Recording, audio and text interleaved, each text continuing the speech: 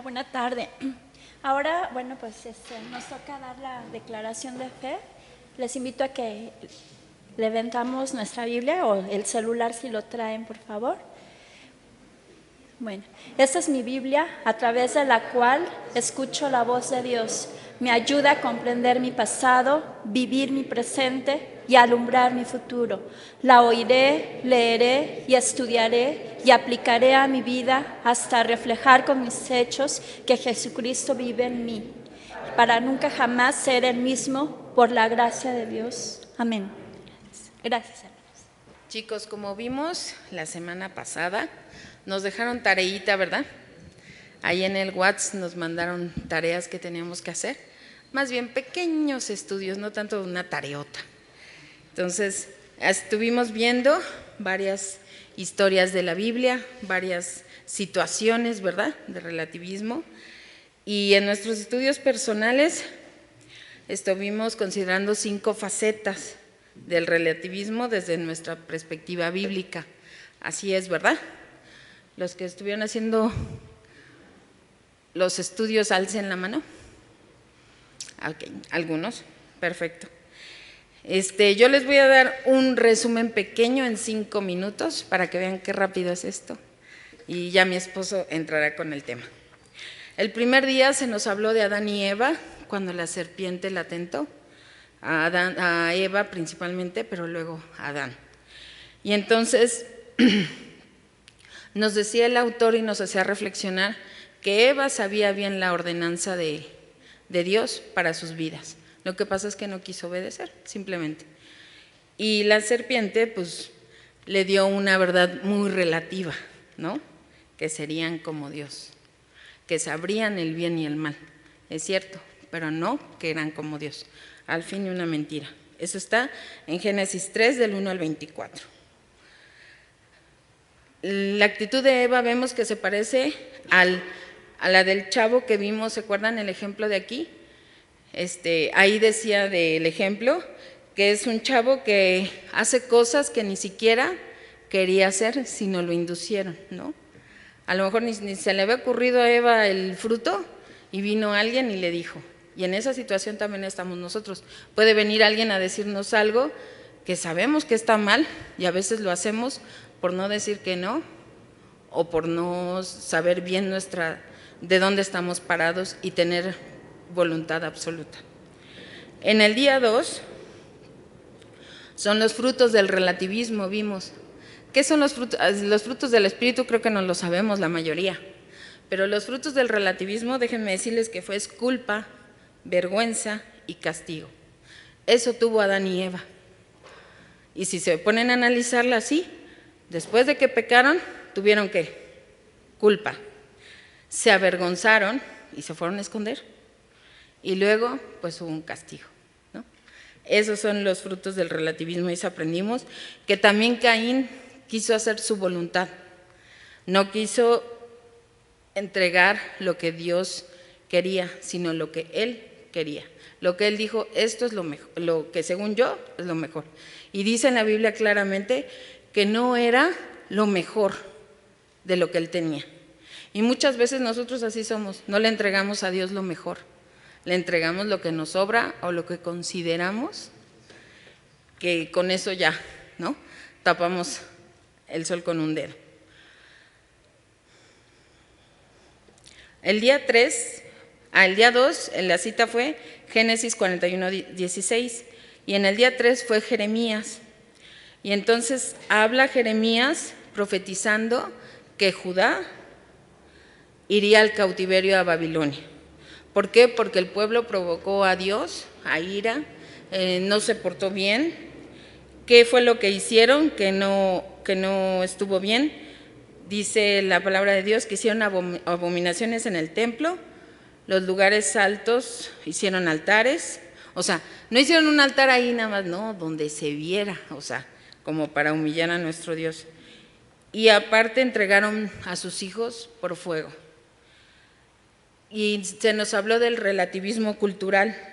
La cultura o la sociedad es la que la define. Dice que es bueno o que es malo dentro de esta sociedad. En el cuarto día había la problemática del relativismo cultural, así como lo que habíamos visto, y se nos habla de lo que dice Nietzsche, si lo pronuncio bien, ese filósofo, que dice que ante la ausencia de absolutos, todo lo que importa es la voluntad de ejercer poder. O sea, quien tenga el poder, eso es lo que es absoluto. Cosa que no creemos, ¿verdad? La Biblia no nos enseña eso. La Biblia nos enseña que Dios es el Todopoderoso, que Él es la verdad absoluta. Y en nuestras circunstancias podemos ver algunos, ¿cómo se les podría decir? Venezuela en este caso. Él tiene el poder, Él dice que es lo que está bien, ¿no? Es su verdad absoluta. Y según el relativismo, el rey tenía la razón porque tenía el poder. En cuanto se nos habla en Éxodo de los egipcios que quisieron matar a los niños. Entonces, para el rey estaba en su justa, él tenía el poder, él podía decir que era el valor que se requería matar a los niños, cosa que no es cierto, ¿no? En el día 5, en Génesis 19, es el paraíso del relativismo. Se nos habla de la historia de Sodoma y Gomorra, que ¿por qué le llaman el paraíso del relativismo? Porque cada quien hacía lo que quería y cada quien creía que estaba bien, ¿no? Depende a lo que como ellos moralmente aceptaba. Nada se prohíbe, todo se acepta ahí. O sea, una anarquía total. Ahí vivía Lot. Tan es así que cuando vienen y quieren tomar a sus huéspedes que tiene viviendo con él, les dice no, o sea, y se rebela contra ellos. Sabemos la historia, ¿verdad? Que Dios lo cuidó y lo sacó de ahí. Pero ese es el relativismo, el paraíso del relativismo. Cada quien cree que eso está bien a su manera. Dios juzga la inmoralidad de Sodoma, destruyéndola por su inmoralidad y en su máximo esplendor. La anarquía es el resultado lógico del relativismo. Eso es lo que sucede. Cada quien decide lo que es bueno o malo, aunque no lo sea para todos. Eso es. ¿Pero qué, nos vamos a quedar ahí tristes? No. La aplicación de la verdad es que nosotros como cristianos, viviendo en este mundo de relativismo y viendo que desde entonces se vivían esas cosas, esto que vivimos ahora, chavos, no es nuevo, ya se vivió, ya lo vio Dios y lo juzgó. Entonces, ¿qué nos toca a nosotros? Entregarnos a su palabra, confiar en Él y aprender que en medio de estas historias de cada semana que hubo, cada día, dentro de este mes que estudiamos, Dios siempre ha estado ahí. Y el relativismo, nosotros tenemos la autoridad de desecharlo o aceptarlo. ¿Qué es lo que tenemos que hacer? Nuestra verdad absoluta, la palabra del Señor. Eso es. Buenas noches, Dios los bendiga, chicos. Vamos a orar. Señor, te damos gracias en esta tarde-noche por las bendiciones recibidas, Señor. Te pedimos que nos hables a través de tu palabra, a través de este mensaje, Señor, que sea algo que podamos entender, comprender y aplicar en nuestra vida, Señor. Que aprendamos que es una norma absoluta y que solo tú la dictas, Señor. Te damos gracias por todo en el nombre de tu Hijo amado Cristo Jesús. Amén. Solo como contexto, chicos, ¿cuántos de ustedes vinieron la semana pasada, hace un mes? ¿Pueden levantar su mano? Ok. ¿Cuántos no tuvieron la oportunidad de venir? Ok. Para los que no tuvieron la oportunidad de venir, al término de la reunión piden la copia del material de la primera sesión para que la tengan y estén completo, ¿sale? Muy bien. Vamos a comenzar. ¿Me da la que sigue? El tema de hoy se llama una norma aceptable, ¿sale? La ocasión anterior encontramos lo que era la verdad absoluta. Ahora vamos a ver lo que es una norma aceptable. Perdonarán que me estaré peleando con el micrófono porque he descubierto que tener orejas chiquitas no sirve de todo bien. No se detiene, ¿no? Muy bien. Estamos basando estos diplomados en estos dos libros que son del autor Josh McDowell, Es bueno, es malo, que es el libro chico, el libro rojo con amarillo, y el libro de trabajo es el otro que se llama El laberinto moral. Cosas importantes nada más para que estemos en contexto. Para estos diplomados tenemos unas reglas y quiero que las volvamos a seguir para esta dinámica del día de hoy también. ¿Podemos entregar el material, por favor? Ojo, es el material del bonche más alto, ¿sale? El del más chiquito es de la reunión pasada. Les vamos a entregar este material, pero las reglas son las siguientes. Solamente se vale ver el material cuando yo les diga. Cuando no, lo tienen guardadito y ponen atención aquí al frente. Segundo, tenemos 3 bloques de preguntas. ¿Podemos poner la siguiente, por favor? Gracias. ¿Las 3? Ok, perfecto. En cada reunión grupal, creo que sobró. En cada reunión grupal vamos a revisar 3 secciones del libro. Una que se llama Enseñanza Principal, una que se llama Mundo Juvenil y una que se llama Estudio Bíblico. Al terminar cada sección, vamos a tener tiempo para hacer comentarios o preguntas. Aquí la cosa es que solamente tenemos 1 minuto. Para comentar lo que queramos comentar, vamos a tener 1 minuto. Al término del minuto va a haber por ahí unas papeletas para que no se me pasen del tiempo. Así que lo que tengamos que decir, que sea seco, directo, a la cara y sin vueltas, ¿va? Porque si no se les va el minuto en la introducción y no dicen lo que tenían que decir. Siguiente tema importante es también, pasamos a la siguiente, porfa. Hay tareas individuales. Es un material complementario que si lo quieres hacer, lo haces. Si no lo quieres hacer, no lo haces. Pero nuestra recomendación es que lo hagas porque hay mucha enseñanza a través de cada lección. Es el punto número 5. El mes pasado se los mandamos diario. Los días hábiles les mandamos un pequeño estudio cada día para que pudieran trabajar en él. En esta ocasión, el próximo lunes les va a llegar todo el material de todo el mes, completo. Todo para que no anden ahí buscando que sí, que no. Va a llegar completo y ya ustedes se organizarán para poderlo llenar cuando tengan disponibilidad de tiempo, ¿no? Pero creemos que ahora va a funcionar de esta manera mejor y entonces vamos a seguir esas reglas. Vamos a hacer un repaso de 4 o 5 definiciones importantes de la reunión pasada porque las vamos a reutilizar para esta nueva sesión, ¿sale? Siguiente, por favor. Definiciones de relativismo. Un favor más, ¿podrían juntarse por favor todos los chicos que son más 30 en este bloque central, por favor? Porque vamos a trabajar en equipos en varias partes del diplomado. Entonces necesitamos que estén en este bloque central para que se junten con los demás compañeros, por favor. Bien, en lo que se van acomodando, vamos a comenzar entonces. La primera definición es relativismo. Está en pantalla, pero en resumen se define de esta manera. Dice que porque algo sea correcto para ti, no significa que sea correcto para mí o viceversa. Es decir, a lo mejor para mí es bueno robar, pero a lo mejor para ti no es bueno robar. Entonces, es una postura relativa de cada una de las personas. Y lo complicado de esto es que en realidad no pueden llegar a converger en un punto de acuerdo, ¿no? Es complicado.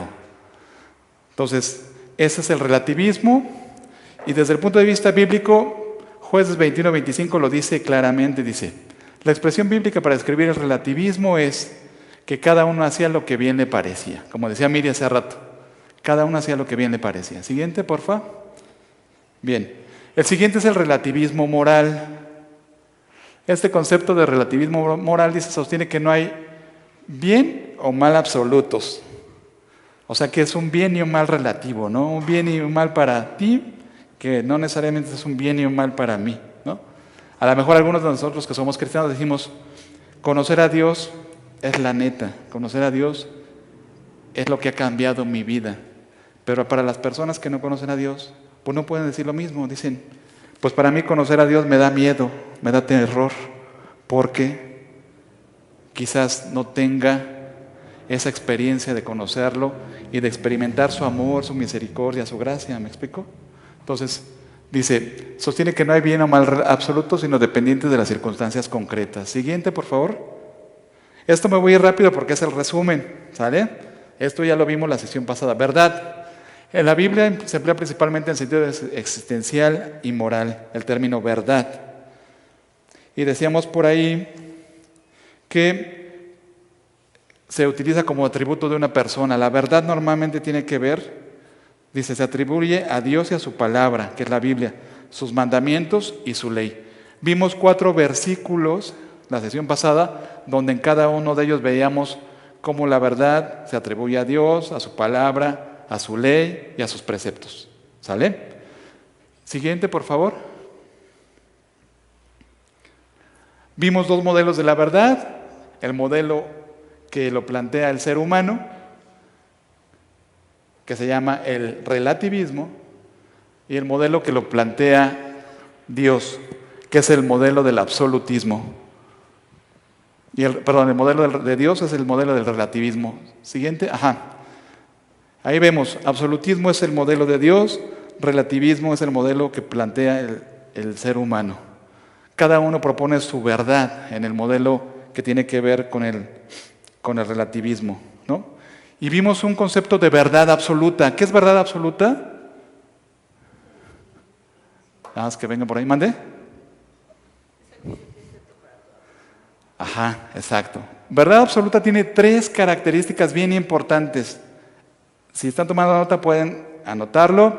El material, como la ocasión pasada, se les va a mandar la presentación también por PowerPoint, pero a lo mejor esos conceptos muy precisos son importantes tenerlos. Dice, la verdad absoluta, dice, se refiere a la visión de que las normas y principios morales, o sea, tiene que ver con normas y principios que Dios da, son constantes, absolutamente ciertos, universales y objetivos. Esa es una verdad absoluta. Si yo les digo que Dios es amor, ¿es una verdad absoluta? ¿Sí? Si yo les digo que Dios es un Dios que le gusta que se pierda la humanidad, ¿es una verdad absoluta? No, ¿verdad? Ok. Muy bien. Y norma, ya entrando en materia en la clase del día de hoy, en el diplomado de hoy, dice norma. Es la regla a la que se deben ajustar las conductas, tareas y actividades del ser humano en una determinada sociedad. Es decir, que el ser humano, cómo se comporta normalmente tiene que ver con normas. Incluso le llaman normas de conducta, ¿no? Y pasamos a la siguiente, que es una norma aceptable.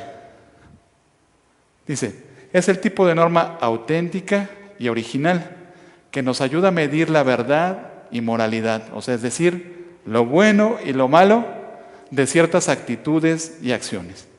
Pero vuelve a cumplir las 3 características importantes, que es objetiva, universal y constante. Vamos ahí. Dice, y explicando cada una de ellas, dice, es para todas las personas, una norma aceptable es para todas las personas, en todas partes del mundo y en todos los tiempos, desde que inició Dios con la creación del mundo hasta el día de hoy y hasta en un futuro. Aplica para todas las personas, en todos los tiempos y aplica, ahora sí que para todos. ¿Sí? De esa no te puedes salvar. Y dice que es el reflejo de una verdad absoluta. Entonces fíjense cómo la norma aceptable está muy relacionada con la verdad absoluta. ¿Cuál es primero, el huevo o la gallina? A ver, ¿quién me dice? ¿Qué opinan?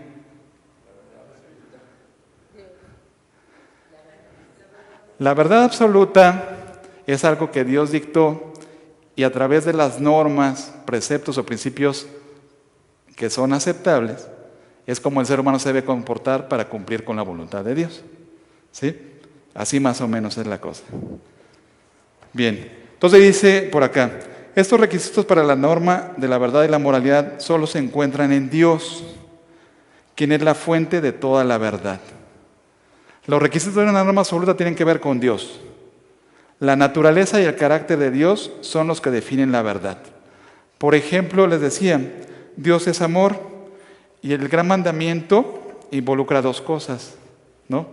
El primero y el gran mandamiento que dio el Señor Jesús dice que amarás a Dios, ¿sobre qué?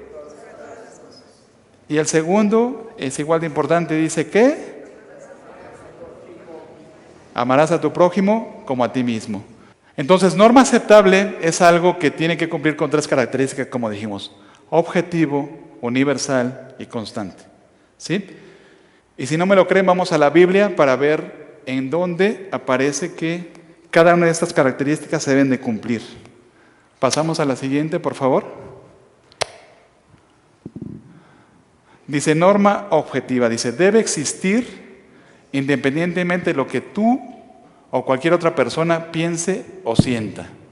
El versículo que leyó Patti, de Deuteronomio 32:4, habla de eso. Vean las palabras que están subrayadas en el versículo. Dice, Él es la roca, cuya obra es perfecta, porque todos sus caminos son rectitud. Dios de verdad, sin ninguna iniquidad, en Él es justo y recto. Es decir, Dios es objetivo. Lo que Él creó lo hizo para todos, ¿no? ¿O la lluvia es para los cristianos nada más? ¿El sol? ¿El aire? Es para todos, ¿no? Para toda la humanidad. Esa es la idea, o sea, es objetivo. No es que Dios el día de hoy se le ocurra que los que se levantan con el pie derecho les va a ir bien y que los que se levantan con el pie izquierdo de la cama les va a ir mal, ¿no? O sea, esa es la idea. Incluso, por ejemplo, si no hubiera objetividad, aunque a ti te parezca que robar es malo, no tienes ninguna base para informarle a tu amigo que está mal que te robe tu aparato de televisión de pantalla grande. Pues sí, porque para él robar está bien, pero para mí no. Entonces la cosa es de ese sentido, o sea, seamos objetivos, es algo que aplica para todos. La segunda característica importante de la norma aceptable es que es universal. Dice, tiene que aplicarse a todas las personas en todas las partes, y ahí lo sustentamos en 3 versículos. Salmo 97:5 dice, los montes se derritieron como cera delante de Jehová, delante del Señor toda la tierra.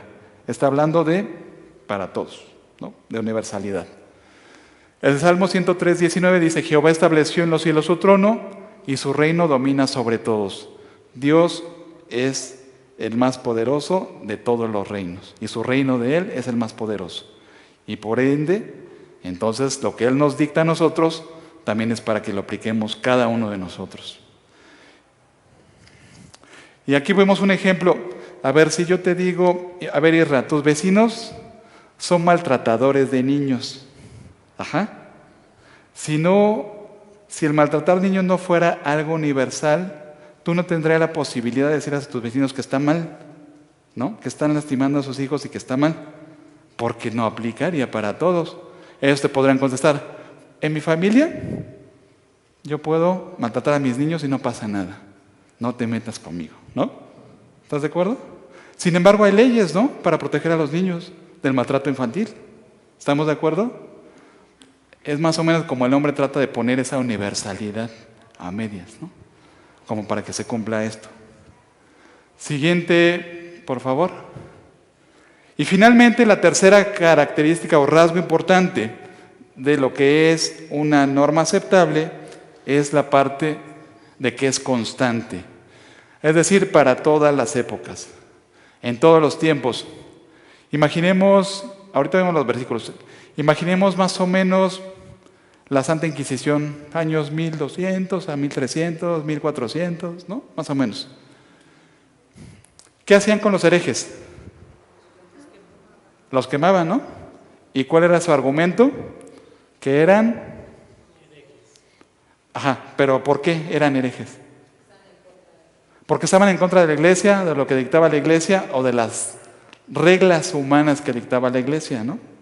Incluso a los protestantes de esa época, pues también le tocaba hoguera o les tocaba trono, cuello, ¿no? Como decía el Chele Gigón, copela o cuello, ¿no?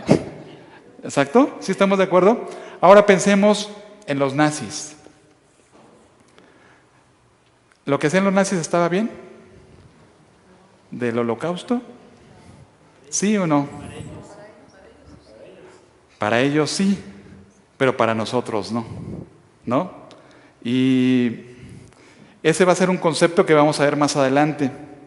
No me voy a adelantar ahorita, pero precisamente ellos creían que eran una raza superior, que eran pseudodioses casi, y que el pueblo judío pues era el enemigo acérrimo e inferior, y por eso los debían exterminar, ¿no?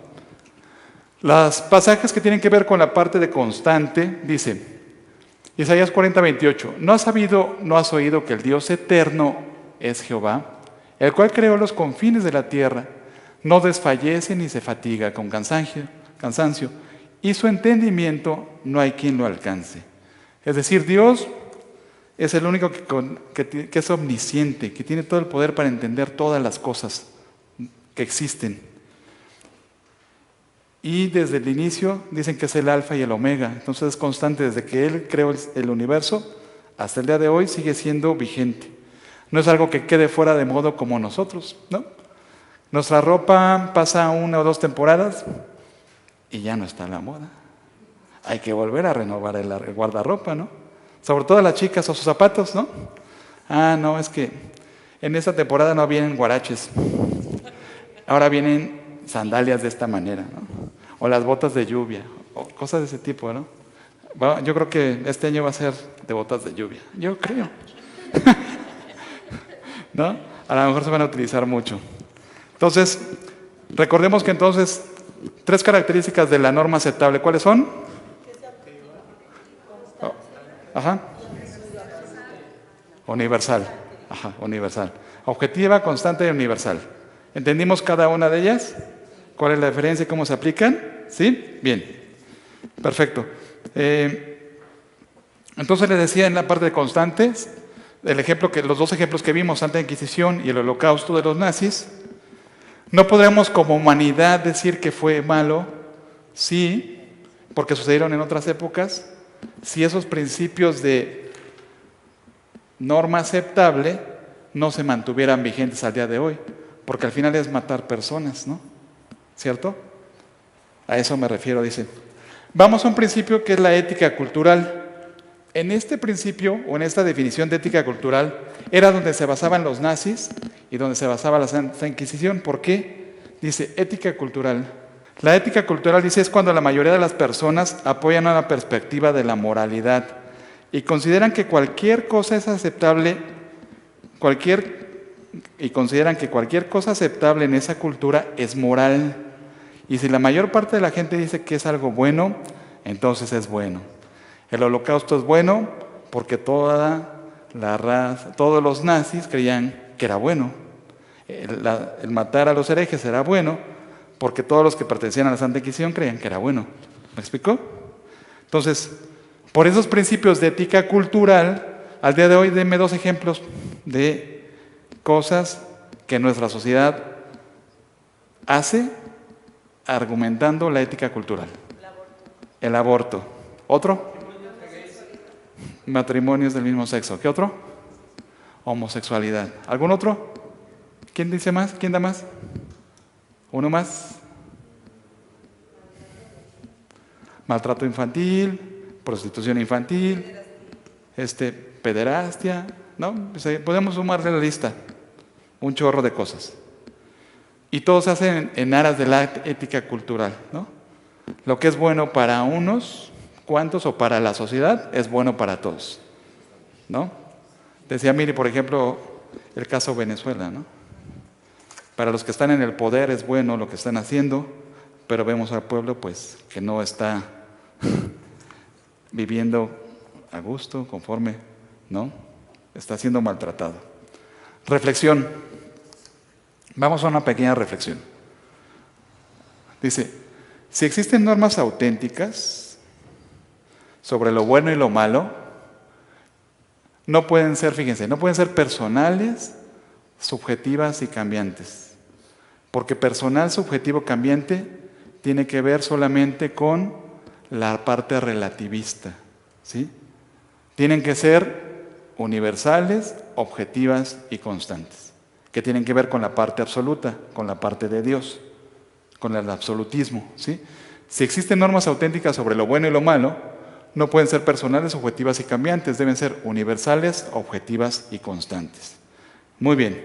Siguiente, por favor. Reconozcamos que existe una relación entre la palabra de Dios y la norma auténtica original. Fíjese algo bien importante.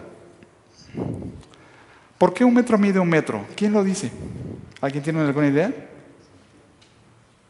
¿O por qué 1 litro tiene 1000 mililitros? Sí, coménteme. ¿Alguien? ¿No? Ajá. O sea, existe una norma. Efectivamente, en París existe un instituto de estandarización donde están las normas y medidas. ¿Sí? ¿Y qué es lo que hacen cuando dice, por ejemplo, imagínate que Lale vende en su tornillería, vende un flexómetro que dice que mide 3 metros, ¿no? De 3 metros o de 5 metros. ¿Y qué tienen que hacer el fabricante para decir que realmente sí mide los 3 metros? Pues ir con el original y compararse con el original para ver si en realidad es de 3 metros, porque tienen una norma que es el auténtico y el original, y sobre ese se hace la comparación. ¿Me explico? En nuestro caso, como hijos de Dios, ¿quién es nuestro original? Dios. ¿Sí? Pero fíjense cómo muchas veces estamos un poco incorrectos, porque decimos que es un Dios de verdad, pero en realidad Dios es verdad, porque es la naturaleza de Dios. ¿Cómo es Dios? Son sus atributos, y eso tiene que ver con lo que nosotros nos tenemos que comparar, ¿no? Cuando decimos que Dios es amor, pues sí, Dios es amor. Dio a su Hijo en la cruz del Calvario por nosotros. ¿Me explico? O alguien de ustedes, de los que ya son padres o madres, ¿aceptarían que su hijo se muriera por la humanidad? ¿Qué opinan? No está tan fácil la decisión, ¿cierto? Así como que... no, ¿cierto? Muy bien, vamos a empezar a trabajar. Ya tienen su material, ¿verdad? ¿Ya tienen sus equipos? Muy bien, júntense en equipo, se van a cambiar de lugar, por favor, y acomódense. Muy bien, vamos a comenzar, chicos. ¿Alguien que quiera leer? Vamos a leer la parte donde dice una norma aceptable, semana 2. Todos sabemos que algo está pasando con los cimientos morales de nuestra sociedad, pero no estamos seguros del por qué. ¿Cuáles son las causas de la crisis moral que parece sufrir nuestra sociedad, que nos confunde y cobra sus víctimas de entre nuestros amigos? El aumento de 500% de embarazo entre las jovencitas en los últimos 30 años se debe a la falta de educación sexual. El aumento del 300% de suicidios, entre los jóvenes en menos de 30 años se debe a que vivimos en una sociedad más completa y estresante. ¿Son la violencia, los tiroteos en las calles y las armas en las escuelas el resultado de leyes ineficientes en controlar la posesión de armas? ¿O hay algo en juego aquí, algo más fundamental, con más fondo? Nuestra ansiedad por lograr satisfacción instantánea y encontrar soluciones fáciles no ayuda en nada. No hallaremos soluciones para la violencia en una tienda de servicio rápido, ni en detenernos a comprar en un supermercado nos va a dar el remedio para evitar que nuestros compañeros de clase mientan y engañen. No podemos solucionar la epidemia del SIDA en los 60 minutos que dura un programa de televisión. Tenemos que escarbar más hondo. Tenemos que mirar más allá de los síntomas para encontrar las raíces que originan estos males. Creo que una de las razones principales por las cuales los jóvenes de nuestra época están batiendo el récord de deshonestidad, irrespetuosidad, promiscuidad sexual, violencia, suicidio y otras patologías es que han perdido su apuntalamiento moral. Se ha erosionado su creencia fundamental en la moralidad y la verdad. Una reciente encuesta entre jóvenes da una información impresionante sobre lo que creen acerca del bien y del mal. Las reacciones a 7 declaraciones muestran que muchos tienen conceptos de moralidad muy flexibles. Por ejemplo, solo el 43% de los jóvenes adultos activos en la Iglesia concuerdan que existe una norma objetiva de la verdad, aunque ese porcentaje no es tan elevado como entre los que no son activos en una iglesia. Demuestra que muchos cristianos probablemente creen que no hay tal cosa como la verdad absoluta. La gente puede definir la verdad en formas contradictorias y, sin embargo, tener razón. Más del 70% concuerda con la declaración. Cuando de cuestiones morales y éticas se trata, la verdad significa cosas diferentes para diferentes personas. Nadie puede estar absolutamente seguro de poseer la verdad. Esto significa que menos de 1 de cada 3 cree que hay normas reconocibles de lo que es bueno y de lo que es malo que se aplican a todos. Casi 2/3, el 62%, concuerda con esta declaración. No se puede saber nada a ciencia cierta, salvo las cosas que se saben por experiencia. Hay asuntos como moralidad y ética que quedan en el aire. Entre los que son activos en sus iglesias, el 55% concuerda con esta afirmación.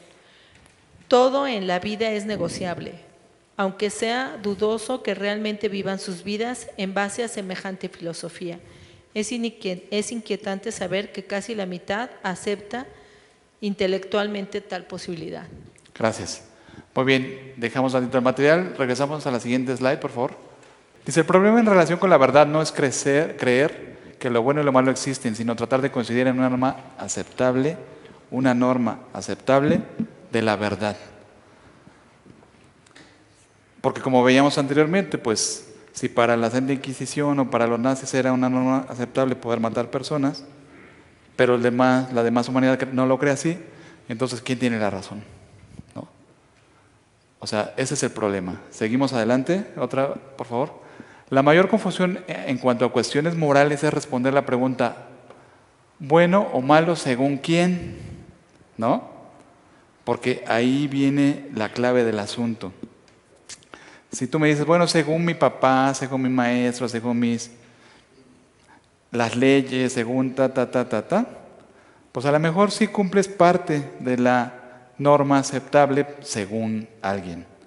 Pero en realidad, después de todo, dice, aun si uno admite que ciertas cosas son correctas para todas las personas, en todas las partes y en todos los tiempos, esto no resuelve el problema de qué o quién determina cuáles son esas cosas buenas o malas.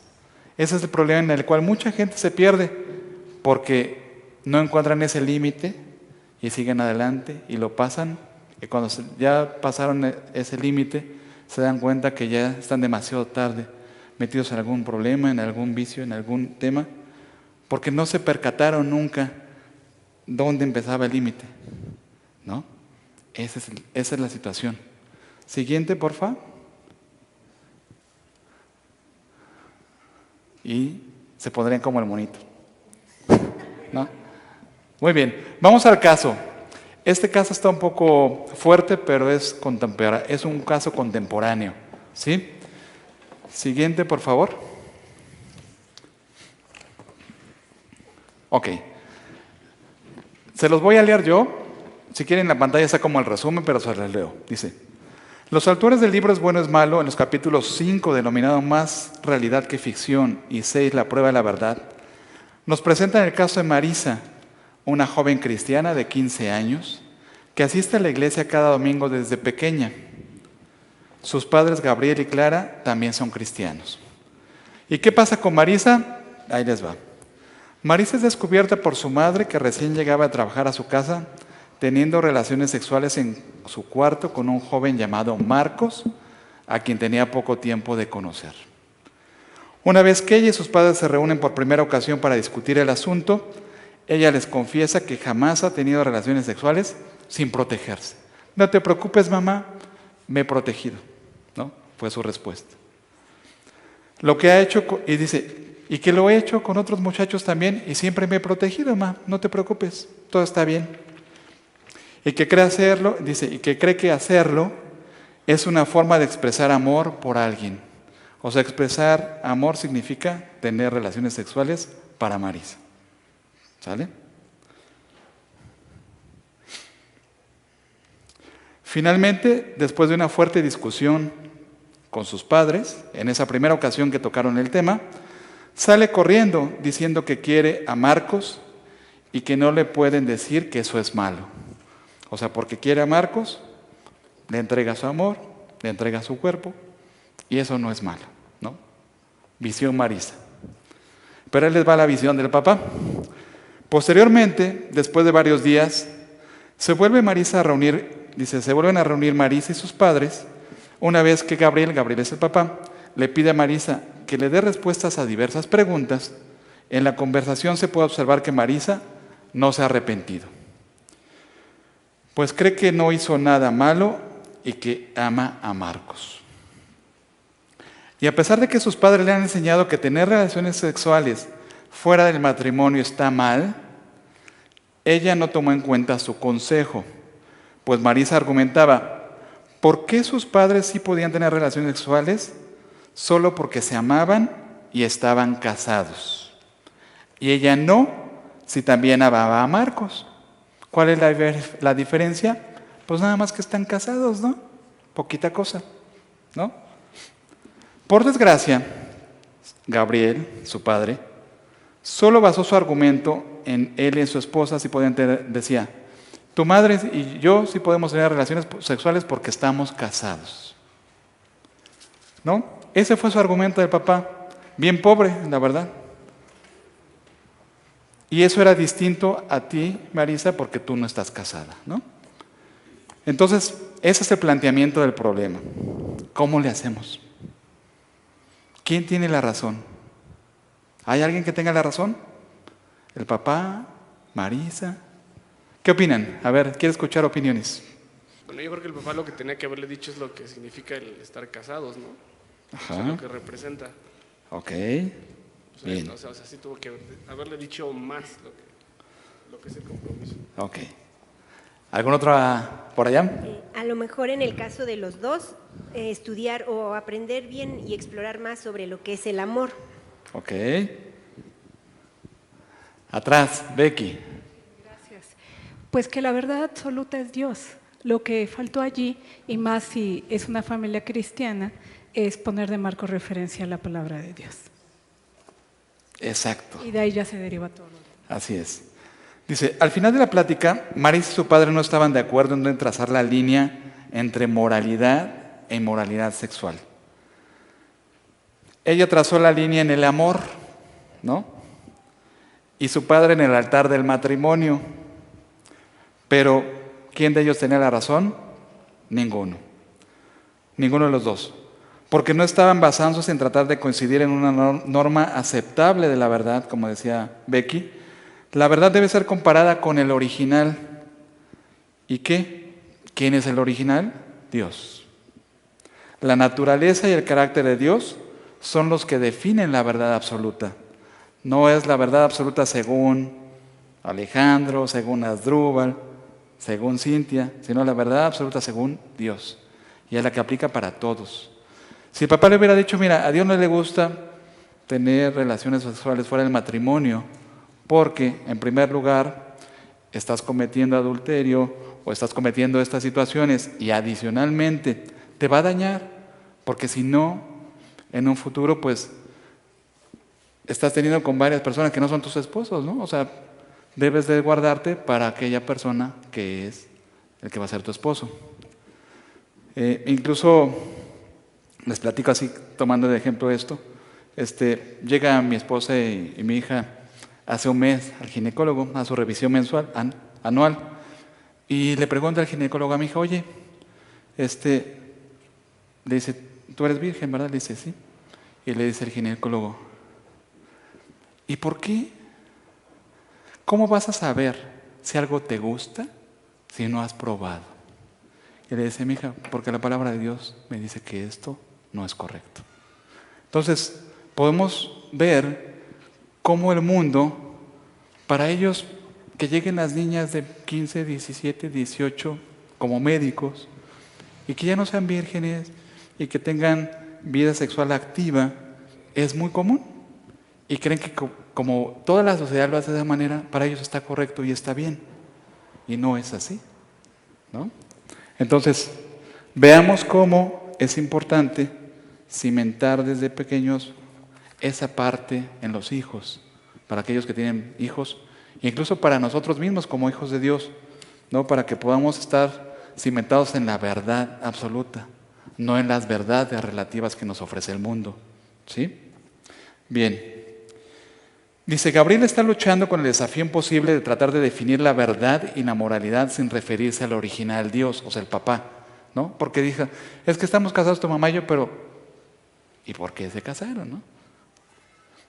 Dice, cuando nos apartamos del original, la naturaleza y el carácter de Dios e intentamos crear nuestras propias normas morales, el cuadro se vuelve impreciso y borroso. No tienes el rumbo fijo, no tienes el rumbo claro. ¿Sí? Vamos a seguir con la lectura. Por favor, ¿quién quiere leer? Y en equipo van a reflexionar sobre lo que nos dice esta enseñanza un minuto. Sale. Sigan leyendo. ¿Quién va a ser? Pero para la mayoría... Sí, adelante. Pero para la mayoría el problema en relación con la verdad no es creer que lo bueno y lo malo existen, ni siquiera con creer que se pueda conocer. Como dice Charles Sanders Peirce, toda persona está totalmente conforme en admitir que hay tal cosa como la verdad. De otra manera no existirían las preguntas. El problema que tiene la mayoría es tratar de coincidir en una norma aceptable de la verdad. La mayor confusión en cuanto a cuestiones morales es no por el cuestionamiento sobre el bien y el mal, sino ante la pregunta ¿según quién? ¿Por qué no pueden contestar estas preguntas? Muchos se pierden en el laberinto moral. Están confundidos en cuanto a qué es verdad y quién la define. No están seguros de cuáles verdades son absolutas y qué es lo que las hace absolutas. Ante la ausencia de una norma aceptable fuera de ellos mismos, con la cual medir lo correcto o incorrecto de sus acciones. Muchos hombres y mujeres inteligentes sucumben a la atracción transitoria del relativismo. Sépanlo o no, toman decisiones condicionales, eligiendo lo que parece ser la mejor alternativa en ese momento, sin referencia a ningún principio fundamental que sirva de base para guiar su conducta. Lo que se necesita entonces es no solo una convicción del relativismo, la creencia de que cada individuo puede y de hecho debe decidir lo que es bueno o malo, constituye una posición que por lógica es insostenible, sino una respuesta aceptable a la pregunta, ¿según quién? Lo que necesitamos es una norma satisfactoria de la verdad. Gracias. Bien, pasamos a la siguiente slide, por favor. Esto, aquí en equipo, simplemente ahorita no vamos a contestar nada hasta el siguiente tema, pero... Conclusión, son dos cosas importantes que debemos tomar nota. Primero, como hijos de Dios debemos estar convencidos de que el relativismo constituye una posición que por lógica que parezca es insostenible. Imaginemos que si viviéramos todos en el relativismo cuando manejamos, todo el mundo se cruzaría las calles, atropellaría a los peatones, a las bicicletas y todo, porque yo tengo derecho a pasar primero, ¿no? Si no hubiera semáforos. Eso pasaría. De vez en cuando pasa, pero la mayor de las ocasiones no pasa de esa manera, ¿no? O sea, uno u otro respeta el paso de la otra persona. A eso se refiere, o sea, ser una anarquía, imagínate, pues en una línea del banco o de algo, pues que se te va metiendo, se te va metiendo, se te va metiendo y nunca te toca pasar, ¿no? Llegará un momento en que seguramente te vas a poner agresivo, salvaje, ¡ya me toca a mí! ¿No? Entonces, hay que tomar en cuenta eso. Dice, debemos como sociedad encontrar una respuesta aceptable a la pregunta ¿según quién? Y para ello necesitamos buscar la norma aceptable satisfactoria de la verdad. Alguna norma con la cual medir lo bueno y lo malo de ciertas actitudes y acciones. Vamos a encontrar la norma aceptable. Dice, la verdad absoluta, norma, algo con lo cual medir lo bueno y lo malo, ciertas actitudes y acciones, y esa norma es la palabra de Dios. Esa norma aceptable es la palabra de Dios. Vamos al caso. En el caso está muy interesante, dice, siguiente sección, necesito otros voluntarios para lectura, y aquí sí ya vamos a trabajar en equipo. ¿Quiénes son los voluntarios? Para que vayan viendo los hermanos de los micros. Israel, Dianita y acá otro Arnoldo y Cintia. Bien, comenzamos con Dianita, donde dice, ¿en qué estás pensando? Vas a leer hasta donde dice, preguntó Carlos. Sale. ¿En qué estás pensando? La pregunta interrumpió los pensamientos de Celia. Pausa. Esto se refiere a la continuidad del caso de estudio de la lección anterior, donde se narró inicialmente de un caso donde está una niña Celia, que es cristiana, y un cuate Carlos, que no es cristiano. Los dos ingresaron a la universidad, y en la universidad el rector o el decano se aventó un discurso súper humanista donde le dijo: son libres de hacer lo que quieran, de pensar lo que quieran, porque ahora les vamos a enseñar libertad. Casi eso fue lo que dijo, ¿no? Seguimos adelante. Miró a Carlos, uno de los estudiantes de segundo año que le había ayudado con la orientación, y sonrió como pidiéndole disculpas. Los estudiantes iban saliendo del auditorio hacia el patio donde formaban pequeños grupos. Celia y Carlos eran casi los únicos junto a la tarima. No estaba segura de cómo contestar. Los otros estudiantes habían ovacionado la elocuente bienvenida del decano, y Celia admitía que su discurso le había impresionado, pero se sentía incómoda y trataba de encontrar la razón de su intranquilidad, que se le escapaba como una mosca volando por el aire. Por fin contestó la pregunta de Carlos. No sé, el discurso del decano realmente me ha dado mucho en qué pensar. Por la expresión de tu rostro no te gusta mucho lo que estás pensando, contestó Carlos. Le dirigió una sonrisa condescendiente. Celia se enderezó con decisión y dijo: bueno, lo que pasa es que me parece que no concuerdo con todo lo que dijo. Carlos dejó de sonreír. Ah, ¿no? ¿No concuerdas con la idea de que cada uno tenga el poder de tomar sus propias decisiones? Ese es un principio sobre el cual se fundó nuestra patria, libertad. No, no es eso.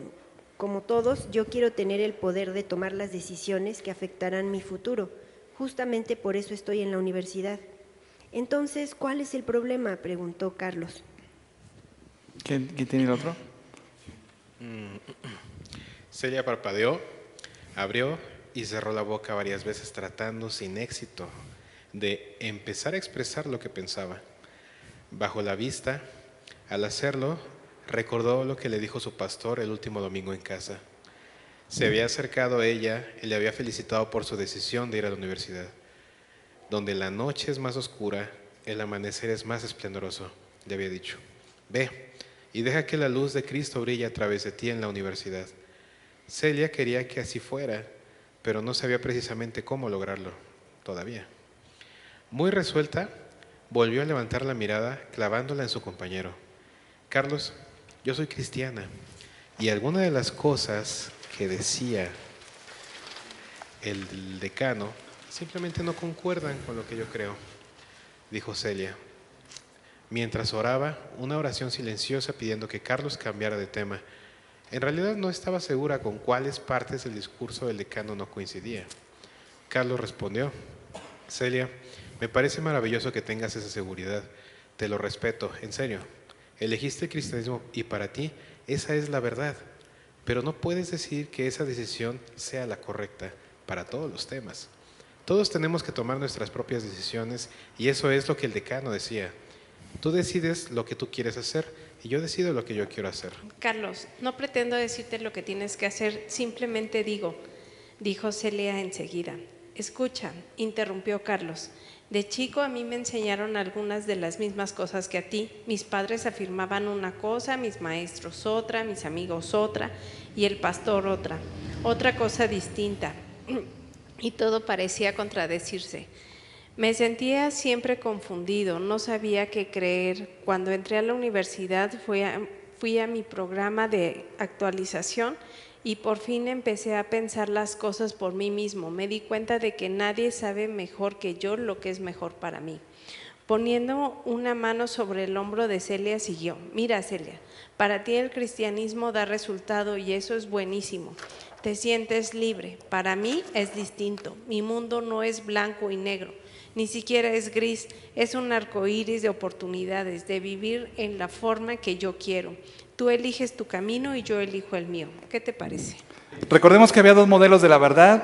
El modelo 1, el absolutismo, que es el modelo de Dios, donde Dios define la verdad para todos, es objetiva y absoluta. El segundo modelo es el modelo del relativismo, donde el individuo, como Carlos, define la verdad. Ahí no es para todos, sino define la verdad, es subjetiva y relativa y depende de las circunstancias.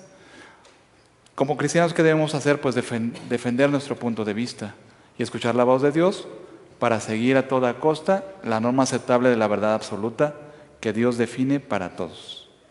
Eso es lo que nos tocaría hacer, defender nuestro punto de vista y con nuestro testimonio, no con nuestros dichos, defender esa norma aceptable de la verdad absoluta que Dios nos ha dado a través de su palabra. Bien, pasamos a la siguiente. Ahora sí, bríncate otra vez la que estaba ahí. Ajá.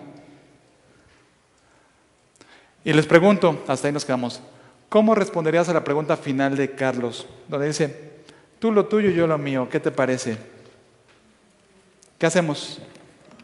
Comenten en su equipo y me dan una conclusión. Les doy 1 minuto. Listo. Primer equipo que quiera comentarnos o darnos su retroalimentación.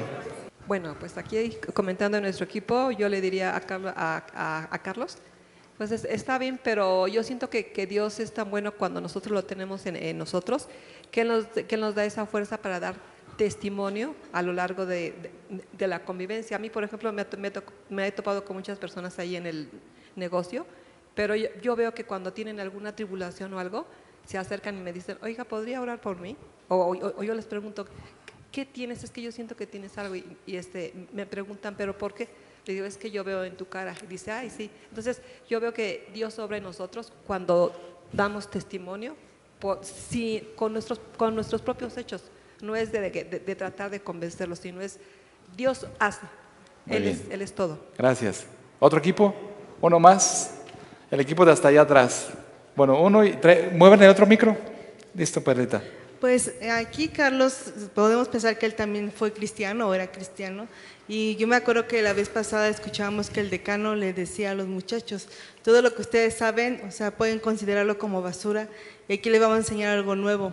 Entonces, yo creo que era, esta chica, el pensar de esta manera, pues decirle a Carlos, ¿sabes qué? O sea, yo lo que creo es la verdad, porque yo lo he vivido, como dice ahorita Cintia, yo puedo vivir la verdad y puedo convencerme de que esta es la verdad y yo no la voy a cambiar. Y yo sé, a lo mejor no sé lo que me voy a enfrentar en esta universidad, pero yo no lo voy a cambiar por lo que yo conozco, lo que yo sé y lo que yo he vivido, y creo que lo que yo sé es lo correcto. Gracias. Ahí ya me pusieron en la amarilla. Cuidado aquí con el chacal, porque si no... Por allá, adelante. Bueno, también lo que estábamos comentando es que, pues primeramente horas para hablar con él, para tampoco herirlo, porque finalmente el Espíritu Santo es el que convence, es el que redarguye, y entonces si él es un chico cristiano ya sabe cuál es lo correcto. Entonces, sabemos cuáles son las normas y aparte después lo confirmas con tu testimonio. Bien, vamos a parar hasta ahí esta pregunta. Ahorita los que quieran comentar en las siguientes, les damos chance. Preguntas número 1, 2 y 3. Tienen 3 minutos para comentarlas y me dan su conclusión. No, 3 minutos para las 3. Preguntas 1, 2 y 3. ¿Cómo describirías el contraste entre los conceptos de la verdad que tienen Carlos y Celia? ¿Qué creencias de Carlos podrían llamarse relativismo y en qué radica el gran atractivo de esas creencias? ¿Cuál es el engaño en que se basa esa creencia? Número 1, ¿cómo describirías el contraste entre los conceptos de verdad que tiene Carlos y Celia? Pues aquí nos remitimos a lo que se conversó en un primer momento, de la verdad absoluta y de la verdad relativa. Perfecto. Esta Celia es la verdad absoluta y Carlos es la verdad relativa. Muy bien, hasta ahí. Dejamos al equipo que nos conteste la 2 y ustedes vuelven con la 3, porque esas ya son más amplias. Equipo, siguiente. Ajá. Las creencias de Carlos podrían llamarse relativismo. ¿En qué radica el gran atractivo de esas creencias? Bueno, sí consideramos que sí pueden llamarse relativismo, porque está bien lo que tú piensas, si eres cristiano está bien, pero pues yo también tengo mis ideas y está bien también. Y bueno, ¿en qué radica el gran atractivo de esas creencias? Bueno, consideramos que por un lado, porque pues te da a él, según la libertad de hacer lo que quiera, ¿no? Cada quien hace lo que quiera por un lado, y por el otro no te confrontas con los demás, porque al permitir que cada quien piense en lo que quiere, pues está bien, ¿no? Muy bien, gracias. La misma pregunta para los compañeros de atrás otra vez.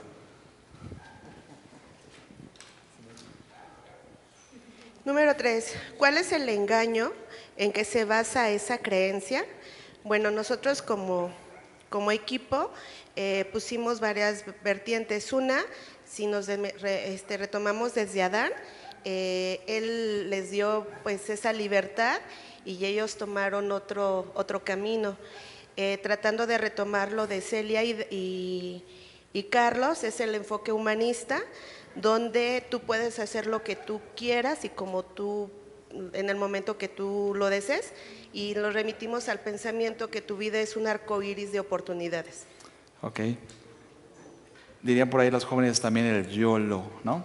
Que en inglés significa tú solamente vives una vez, entonces disfruta tu vida al máximo. Ok. Pasamos a las preguntas 4 y 5. 2 minutos para comentar en equipo y regresamos a comentarlas entre todos. Preguntas 4 y 5.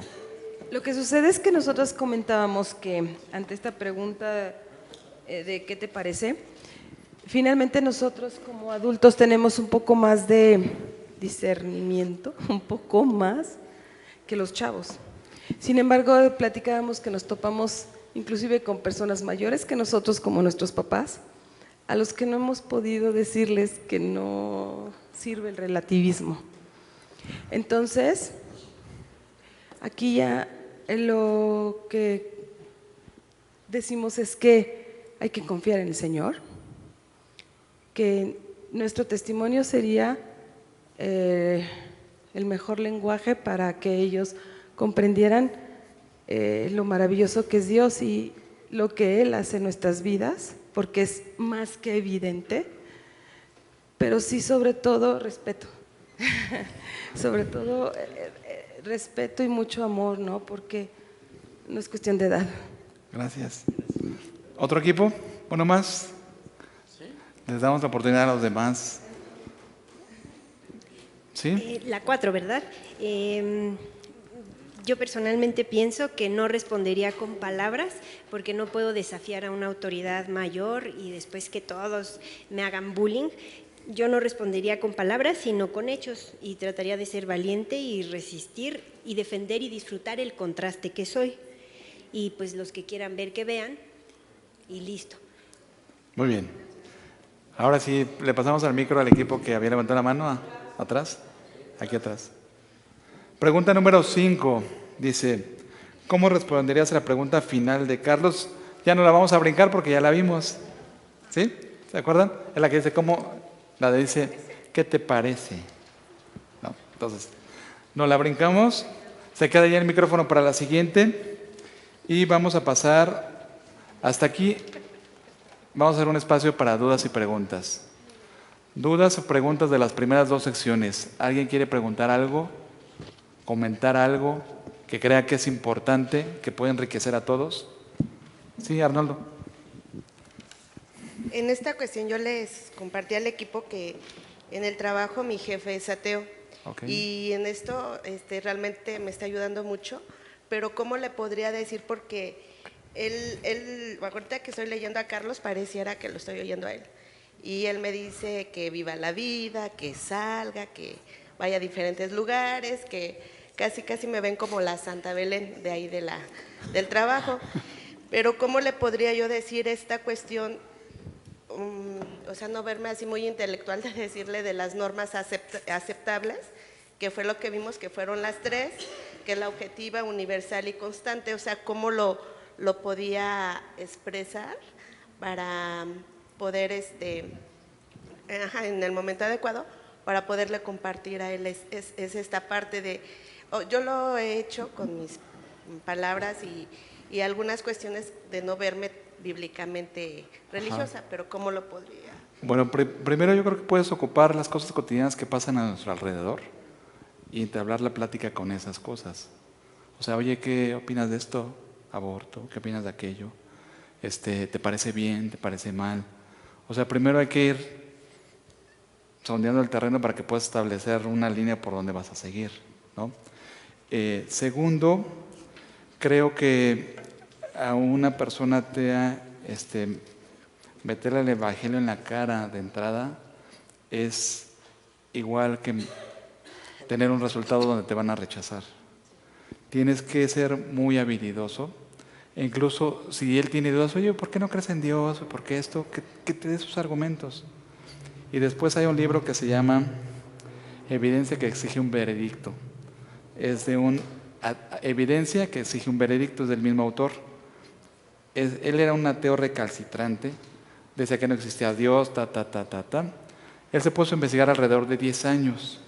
Y al final de hacer ese libro, que era un ateo, llega a la conclusión de que Dios existe. ¿Me explico? Es un librito así de este pelo, pero si no, podemos compartir como que las grandes ideas importantes, ¿no? Porque hace como si fuera un juicio. Dios contra el ateísmo, ¿no? En cada uno de los temas. Existe Dios, Dios es amor, no es Dios amor, bla, bla, bla, bla, bla, bla. Y al final la conclusión del veredicto final de ese libro es que Dios existe. Y gracias a eso, este autor se convirtió en cristiano. Evidencia que exige un veredicto.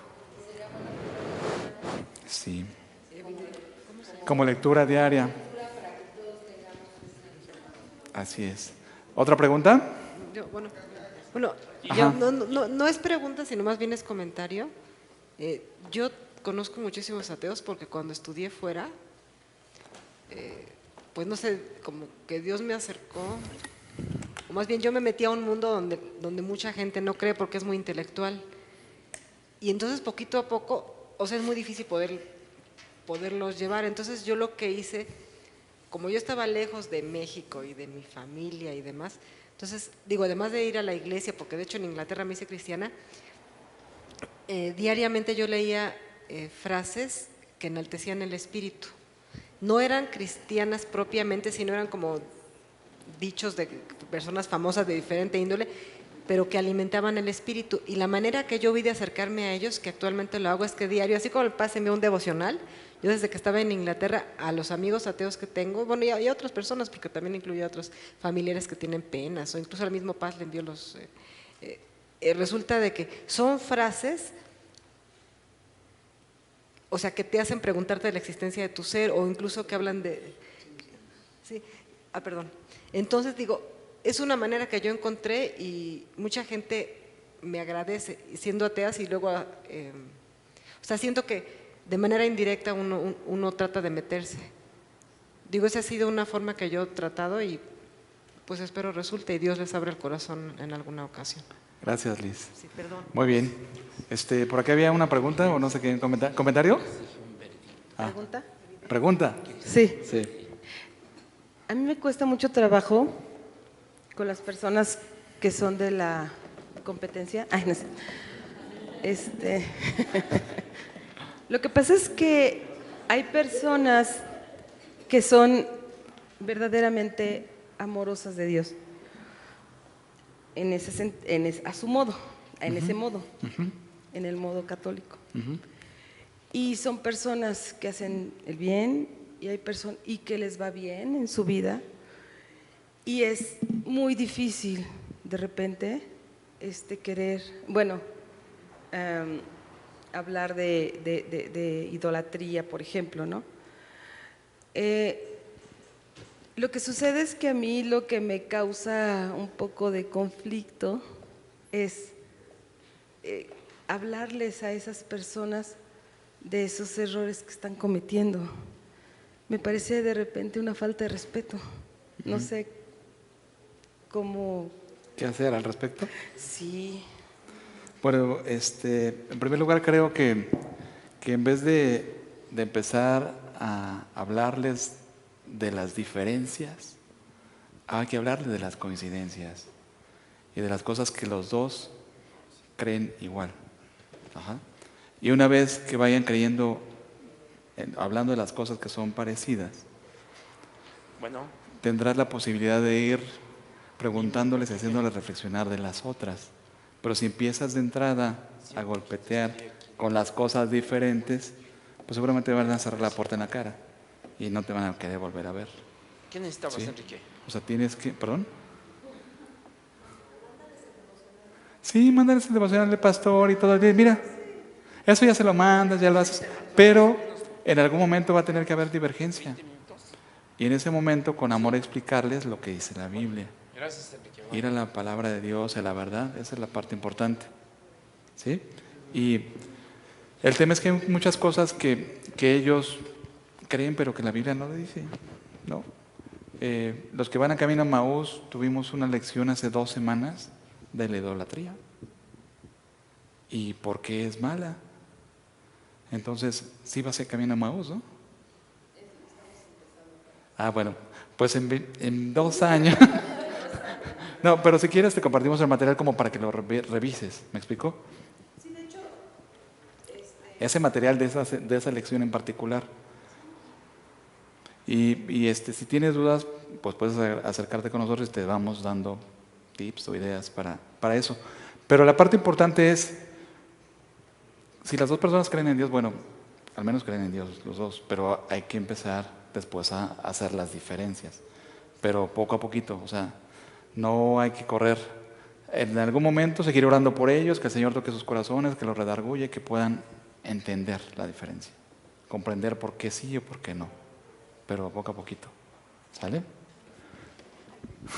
¿Pregunta? Sí, pero no es pregunta, es comentario. Ok. Que yo decía que me parecía muy bien el texto porque yo soy como la chica, ¿no? Que parece que Carlos está muy seguro de lo que cree y ella como que tiene dudas y no sabe ni qué fue lo que le hizo ruido del decano y como que le cuesta decir y tendría que ser al revés, o sea, ella tendría que estar bien segura y Carlos el de dudas, pero no, Carlos está bien seguro de que el relativismo y de que está bien lo que tú crees y creo que así nos pasa a todos. Sí, en ocasiones en vez de que se nos muestre, que se muestren los frutos del Espíritu en nosotros, pues ese es el primer paso, ¿no? Que lo vea la gente en nuestra forma de ser, en nuestro comportamiento, en lo que decimos. Pero pues si no hemos tenido esa verdadera transformación, pues va a ser complicado dar ese testimonio, ¿no? Ese es el primer paso. Como decíamos, compararnos con la norma original e ir viendo los parámetros que nos dicta esa norma para poderlo hacer igual, ¿no? Uno más y ahorita nos brincamos. Sale, Palita. Sí, en el caso de Carlos, pues parece que fue un chico cristiano, pero nunca tuvo como ese discipulado en que él pudo basar su fe, basar lo que él creía. Llega a la universidad y fue muy fácil convencerlo en otras cosas. Entonces, cuán importante es un discipulado para los jóvenes, para los adultos, no importando la edad, porque eso te da las bases para tu vida.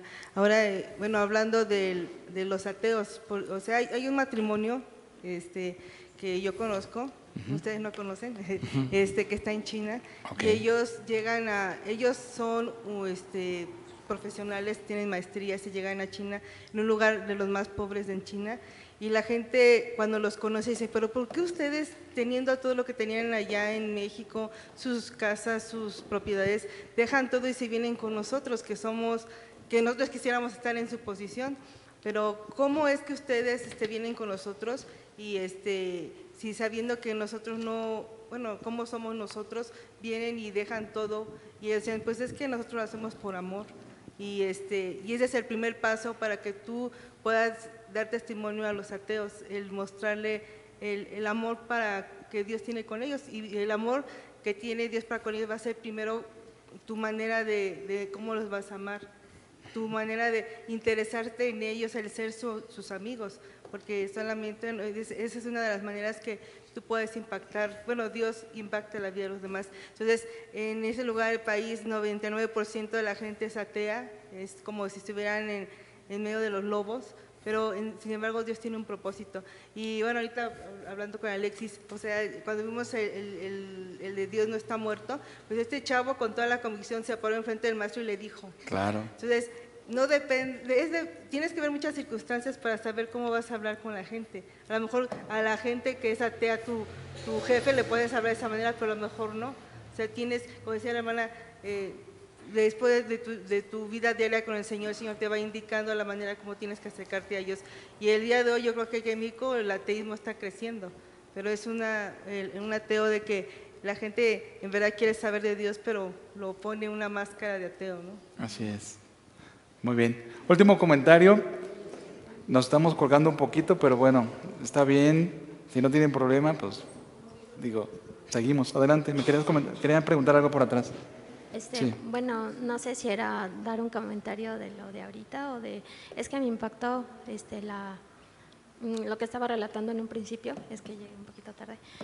Y entonces me vino a la mente el versículo en donde te dice, sobre todo en el libro de Proverbios, Ajá. no tengo claro el versículo, sobre toda cosa guardada, sobre corazón. toda cosa guardada, guarda tu corazón porque del maná la vida, ¿no? Ujú. Entonces recordarle a la chica lo que significa eso, qué significa guardar su vida, por testimonio hacia los demás y por relación hacia con el Señor y bueno, y por lo último, con respecto a reforzar lo que la chica cree, entonces se me vino también a la mente el versículo en donde te dice que el Señor nos ha dado un espíritu de valentía, ¿no? Y no de cobardía, ¿no? Así es.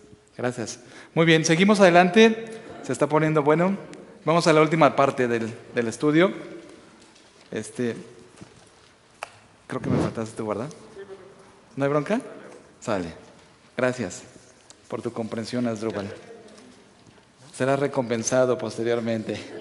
Bien, vamos a la lectura. La lectura es la caída, la caída de Adán y Eva, ¿no? Esa es la lectura, Génesis 3 del 1 al 21.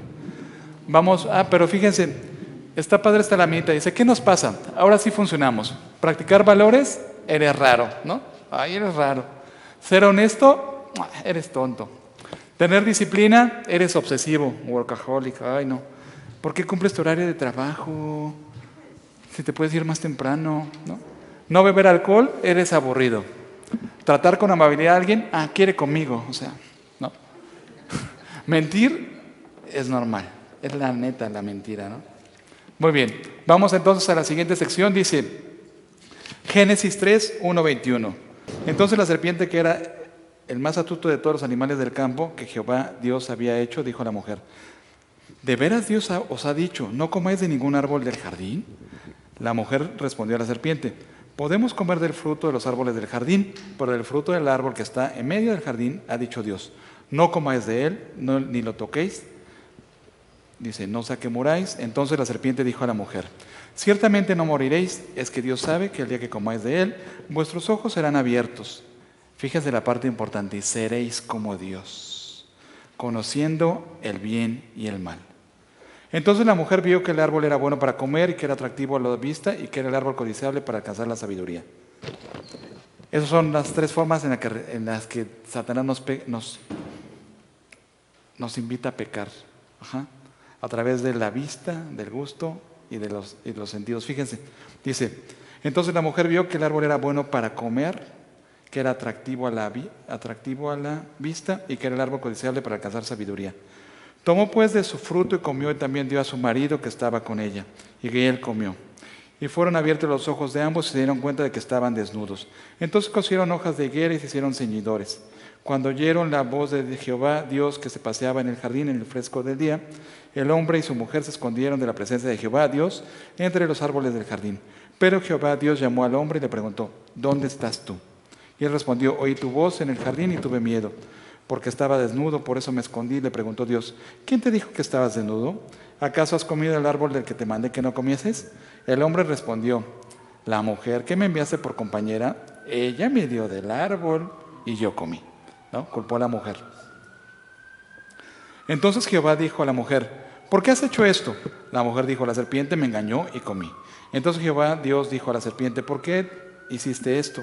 Serás maldita entre todos los animales domésticos y entre todos los animales del campo.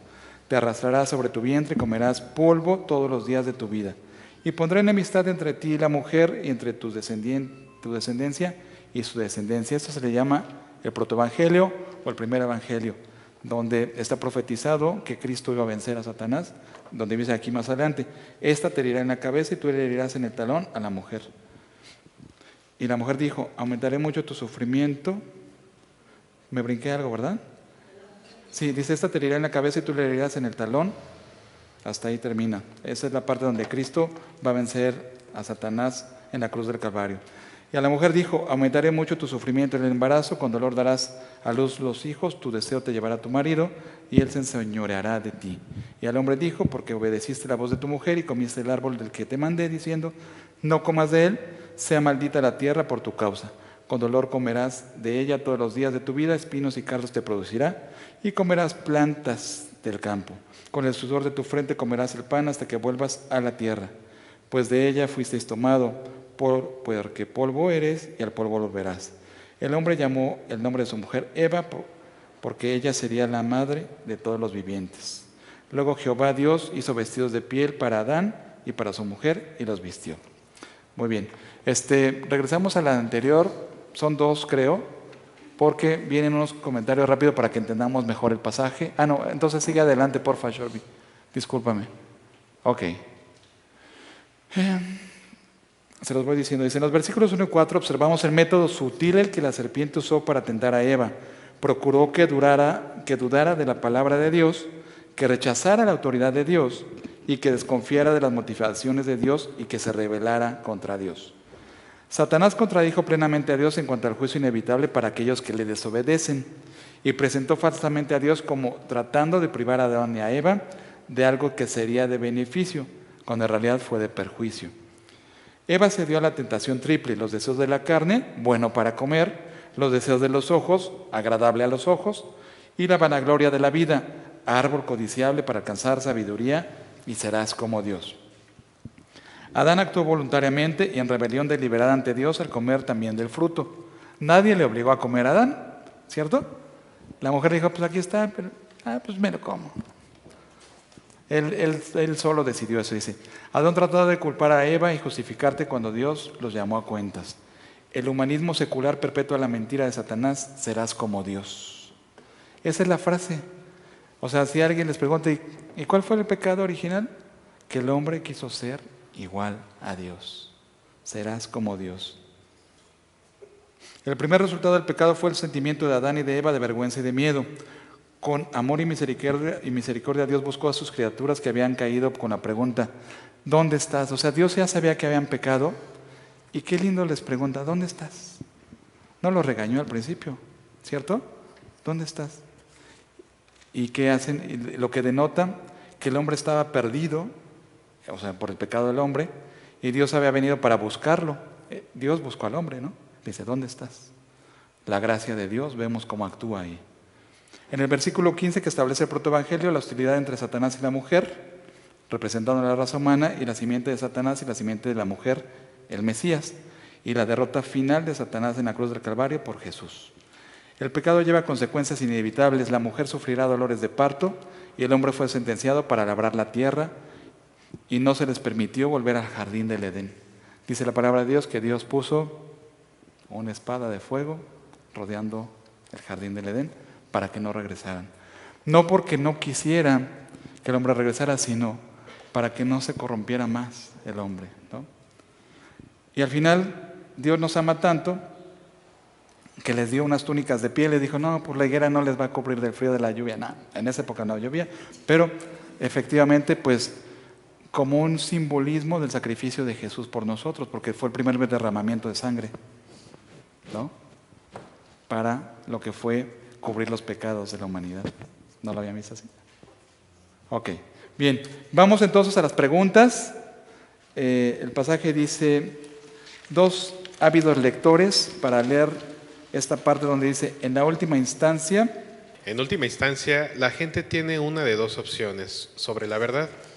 Algunos creen que toda la verdad es relativa, que la línea de separación entre lo bueno y lo malo es diferente para cada uno, que pueden definir la verdad en maneras que se contradicen y todavía estar en lo correcto.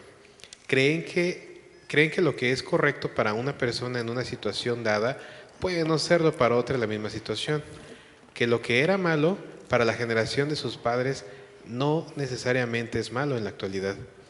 Otros creen en la verdad absoluta, esto es, creen que ciertas cosas son correctas para todas las personas, en todos los tiempos y en todas las partes. Reconocen que hay pautas morales y éticas fundamentales que existen independientemente de su opinión personal, que la distinción entre lo bueno y lo malo es objetiva. recibe su definición fuera de ellos mismos, no es algo que se determina subjetivamente. Universal es para todas las personas en todas partes, no cambia de una persona a otra ni de un lugar a otro. Y es constante, es para todos los tiempos, no cambia de un día para otro.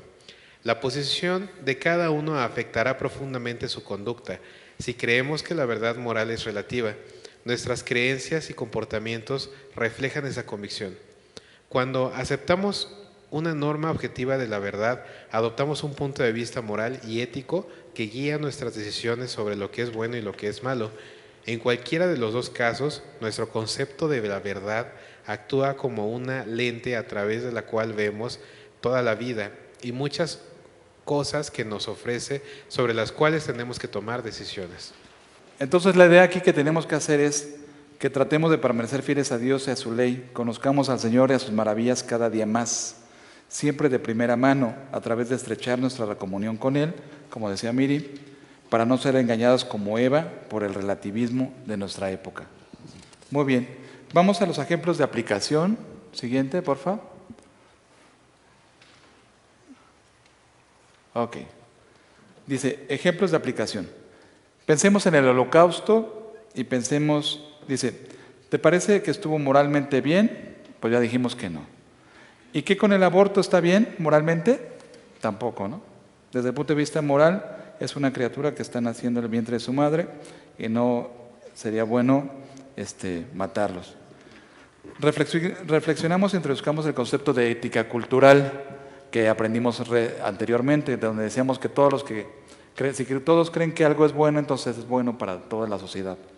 Y dice de esta manera, la pregunta es, dice aquí, si la mayor parte de la gente dice que algo es bueno, entonces es bueno. Desde el punto de vista, cuando los alemanes fueron al juicio de Nuremberg, sabían que juzgaron a los nazis por este tema, ¿no? Dieron el argumento de la ética cultural, es que para nosotros era bueno, no nos hagan nada, ¿no? Era su argumento de defensa.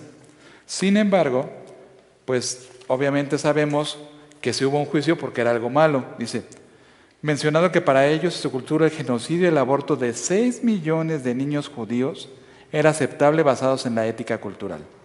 No obstante lo anterior, la Corte Internacional afirmó que hay algo más que allá de la cultura, por encima de la cultura que determina lo que es bueno y es malo.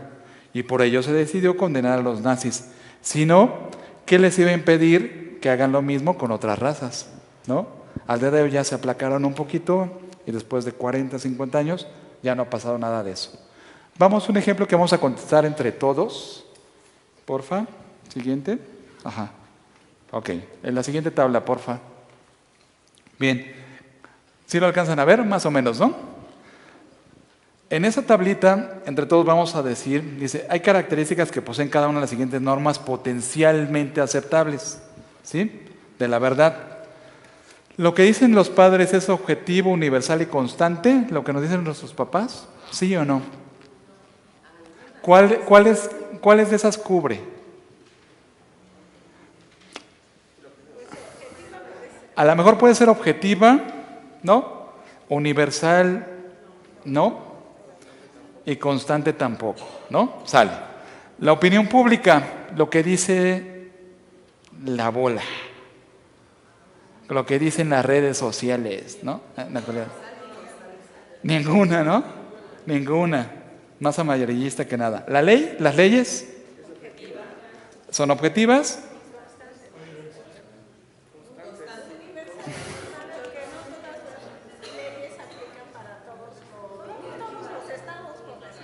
Exacto. Universal no, constante.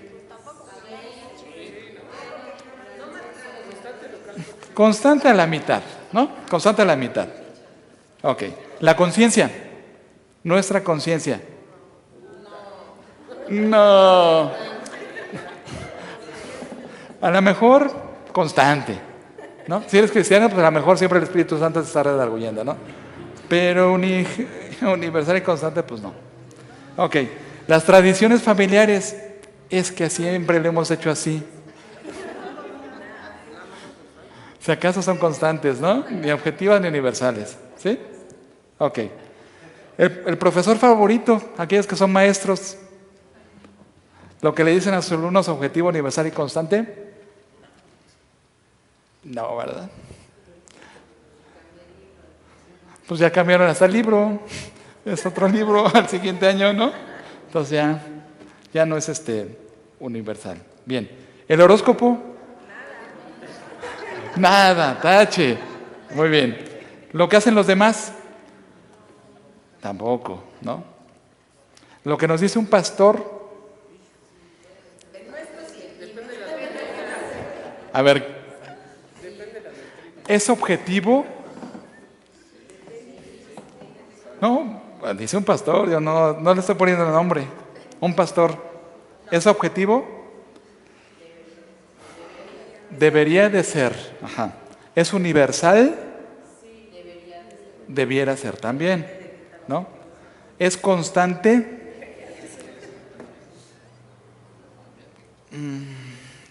Pues no, porque todos somos pecadores, ¿no? ¿Sí? Somos pecadores, ¿cierto? ¿La sociedad? No. ¿Dios y su palabra? Todo bien, ¿no? Como en el Face. ¿Sale? Muy bien. Vamos a las preguntas. Equipos van a contestar de la 1 a la 4 en 4 minutos. De la 1 a la 4. Reúnanse en equipos. Muy bien. Comenzamos con la pregunta 2 de aquel lado. Tiene varias respuestas, entonces vámonos una por una rápido. Sale. Dice, ¿quiénes son los personajes? Ya no la lean, nada más díganos Ok. las respuestas. Bueno, para acá los personajes serían en el papel de Dios Ajá. y en el papel de Adán, Ángeles, en el papel de Eva, Edith. Y bueno, acá fue casi, le dijimos a José que él se quedaba con el papel de la serpiente. Ok. Y entonces lo vamos a dividir en 3 actos. Ok. El primer acto es cuando la serpiente está hablando con Eva. El segundo acto es cuando Eva le convida a Adán. Y el último acto sería cuando Dios ya va con Adán y con Eva. Y el último dirían que es una tragedia por completo porque nos vino a afectar a todos en todas las generaciones. Entonces ya, para nosotros es una tragedia. Ok. Si le queremos poner nombre a los actos, la tentación, Sí. la caída y las consecuencias, ¿no? ¿Sale? Muy bien. Siguiente equipo. Ya terminaron, ¿verdad? Sí, adelante. Pero, bueno, lo que yo les comentaba es de que ¿ahorita va la 3? Sí. ¿Dirá que alguno de los personajes? Bueno, sí, verdad absoluta, pues Dios, y los otros es relativismo, ¿no? Ok. ¿Y qué querías comentarnos anteriormente? No, ya no aplica, pero lo que les digo de que es más como la 4. Ajá. Bueno, bríncate la 4, sale. Que dice que si ves un paralelismo con lo que leímos en Génesis, con lo del decano, ¿no?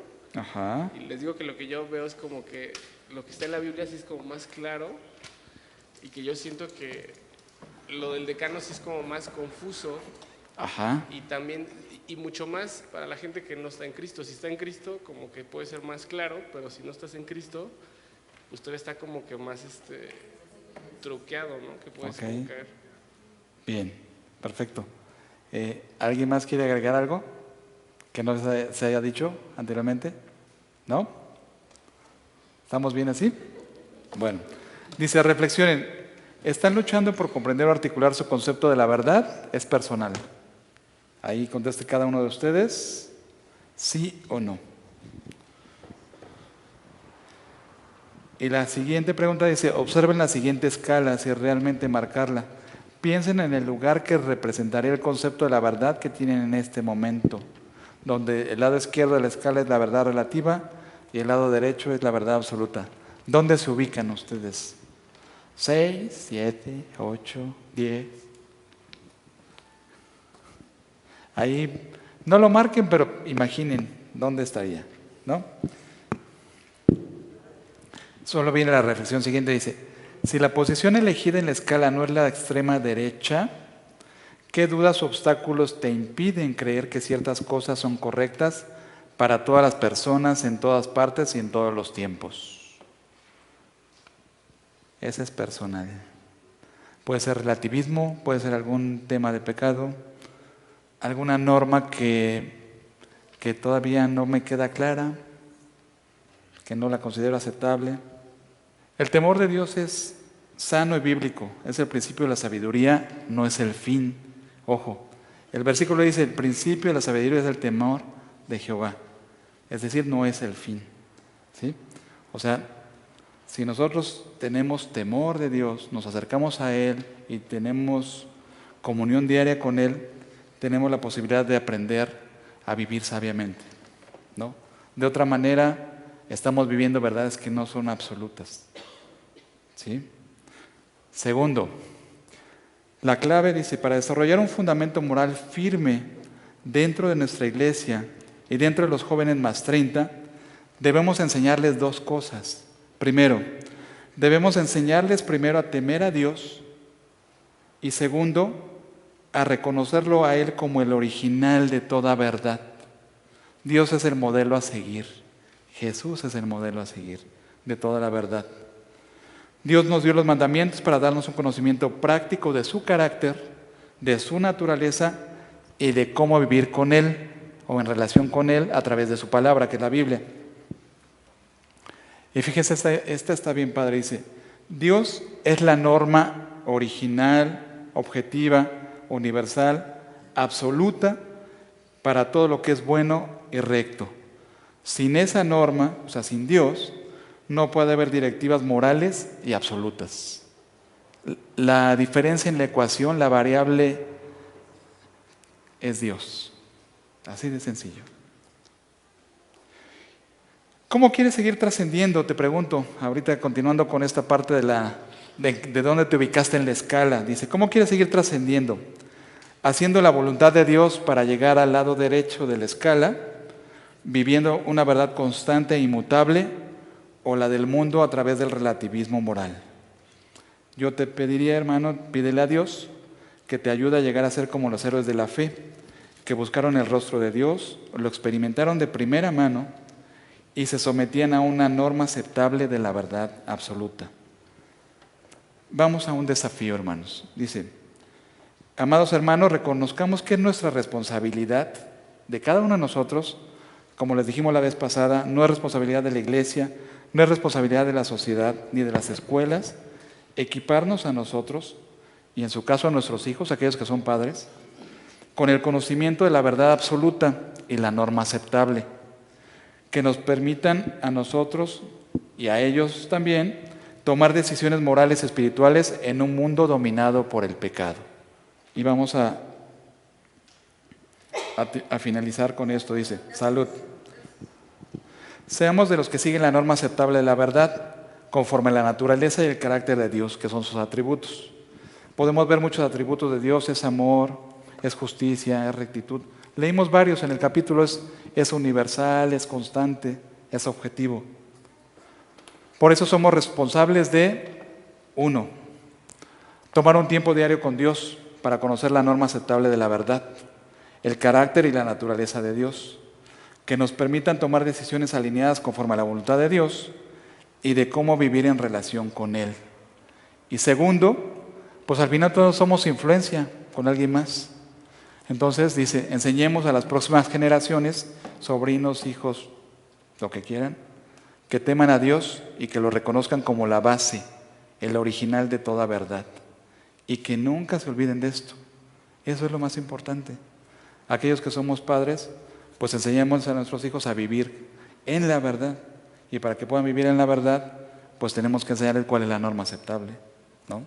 Hacer devocionales con ellos, preguntarles de sus enseñanzas, que se disipulen, como decía Perlita, que es algo muy importante, ¿no? Entonces, yo aquí les haría un desafío. Si realmente están comprometidos con estas dos cosas que les dije. Primero, tomar un tiempo para tener comunión con Dios y poderles enseñar a las próximas generaciones a temer a Dios, oremos al Señor, pidámosle que nos ayude a cumplir con eso y inclinemos nuestro rostro, ¿sí? Y si crees que este desafío te ha llegado a ti, también te puedes poner de pie. Dice, en esta hora, querido joven más 30, Te desafío a que vivas sometiéndote a la norma aceptable de la verdad absoluta de Dios. Vive por encima del ordinario, porque tú y yo somos el método de Jesús para transformar el mundo. Señor, te damos gracias por esta enseñanza. Te pedimos que nos ayudes a seguir esa norma aceptable, Señor, que solo tú puedes darnos. Que podamos seguir tu ejemplo, que podamos seguir tus enseñanzas, Señor, y que también podamos ser luz y compartir esa luz con los que nos rodean. Bendícenos, Padre bendito, y cuídanos en lo que resta de este día. En Cristo Jesús oramos. Amén.